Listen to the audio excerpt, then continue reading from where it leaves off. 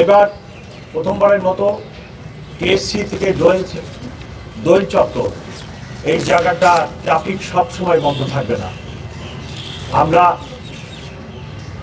মানুষের দর্শনার্থীদের উপস্থিতির উপর নির্ভর করে কখনো এই জায়গাটা ট্রাফিকিংয়ের জন্য খোলা রাখবো, কখনো বন্ধ রাখবো, কারণ এটি একটি গুরুত্বপূর্ণ পথ।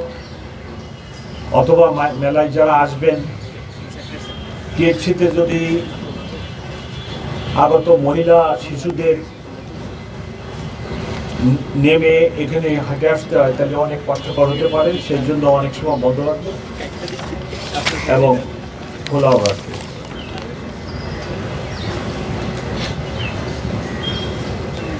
ঢাকা বিশ্ববিদ্যালয়ের আশপাশ এলাকায়, মেলার আশপাশ এলাকায় আমরা নিরাপত্তা ব্যবস্থা জোরদার করব। রাত্রে সার্চ লাইটের ব্যবস্থা করা হয়েছে, যাতে করে কোনো দুর্ঘটনা যেটাই হোক আমাদের নিয়ন্ত্রণে থাকে।